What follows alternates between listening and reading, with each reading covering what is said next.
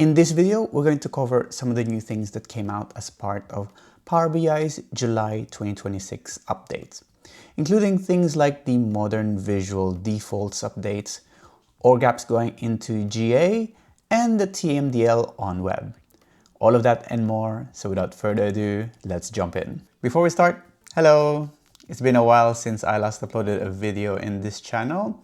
I took a little break, but now I'm back and hopefully with a bit of a more regular schedule, and I have a few announcements to make. First of all, I've revamped my website, solutionsabroad.co.uk. Check it out.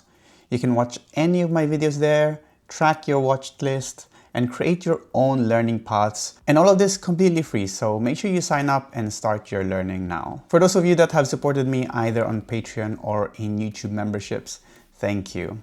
You've always had unlimited access to all of my demo files, early access to my videos, ad-free videos, and some of the other perks, and I'd like to keep it that way. It's always been my dream to streamline how I deliver these perks to you guys, because at the moment, how I distribute it is a little bit kind of here and there. Some of them controlled by YouTube, some of them posted by Patreon, but now hopefully by using my website, you should be able to access all of these quite easily. So now on my website, you can watch any of my video, and each video has its own page. Each of this page will let you toggle the ad-free versions of these videos, download the correct demo files for it, as well as early access, which is something that you could only access via the community posts that I make on Patreon or YouTube. So to everyone who has supported me on either of these channels, thank you.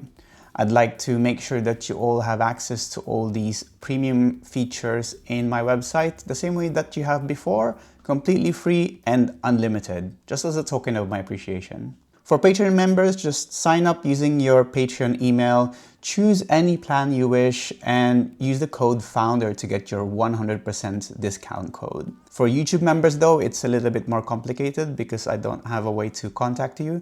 So just make sure you sign up and then send me a message via email, and I'll give you some instructions on how to claim your 100% free coupon. For everyone else though, these are just optional paid tiers to help support the channel and what I do. Learning will always and will stay 100% free through my videos and my website.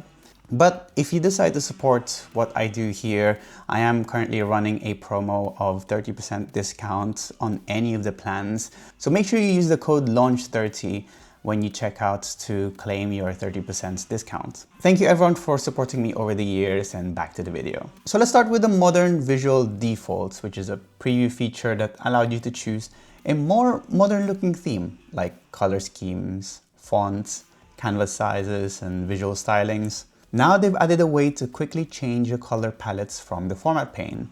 So this basically just applies stylings on top of your base theme, so the colors will change, but any other customizations will stay. You can choose from any of these palettes, customize the themes as you like, then save it so you can reuse it on other reports for a more streamlined look. Just bear in mind that it is a preview feature, so if you want to start using it, just make sure you turn it on from the preview features option settings.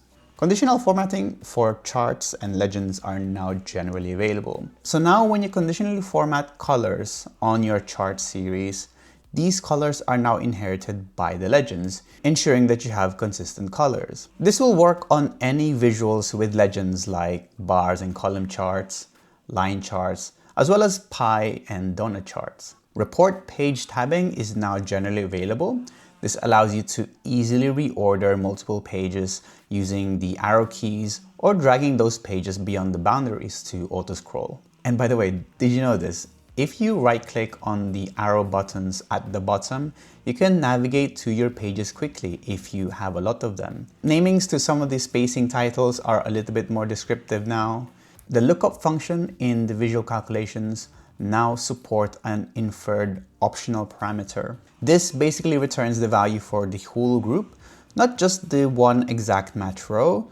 So you tell it year, for example, and it will infer and fill this value across every other field or row that you have automatically.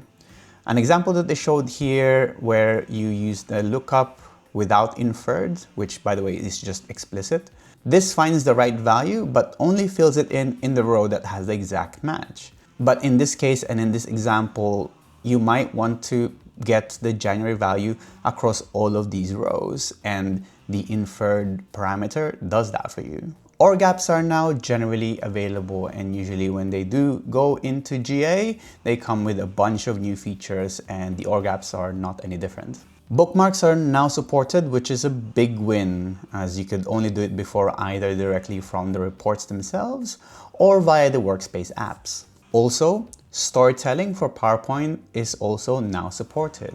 So from your OR gaps themselves, you can choose any visual content that you have or the whole page and put it in PowerPoint for a bit more of a curated storytelling. You can now manage your OR gaps programmatically using REST APIs. This is a great tool to make it easy for your users and admins to manage OR gap items, audience, things like this. And on the topic of REST APIs, you can also now programmatically manage paginated reports the same way. On the modeling side, the / lets you add measure descriptors quickly. This is the description that shows up when you hover over any of the measures. This was an already existing feature, but now it's also available in TMDL and DAX Query View, making it quicker and easier to add descriptions. Model options are now available in the modeling experience in Power BI Service. You can now finally adjust settings that is only available in the desktop experience. This is definitely useful if you're only working with Power BI reports via the web experience in the Power BI service. Some of the settings that I would recommend for you to toggle would be the auto detect relationships to off and auto date time to off. I have a whole rant about it if you're interested to hear about why you should turn these settings off. TMDL View on the web is now available, which lets you modify your model objects directly in the Power BI service. So no need to download the PBIX file anymore or use Power BI Desktop. You can use TMDL View directly from the web experience. TMDL is a really powerful tool that lets you programmatically interact with your models. I've used it in the past for creating or updating DAX measures in bulk, which is, I think, where its strength lies. So check out some of my few videos about it if you're interested to learn more. OR gaps on mobile now support audiences, which lets you control which part of the org app the users have access to. It's a great addition to the mobile experience because it lets you control access and content universally in just this one org app. And that's really it for this video. So as usual, I'll leave a link to the full blog post in the description box below so you can read up about any of the features that I've missed. And don't forget to check out my website, solutionsabroad.co.uk. Sign up, start your learning, all 100% free.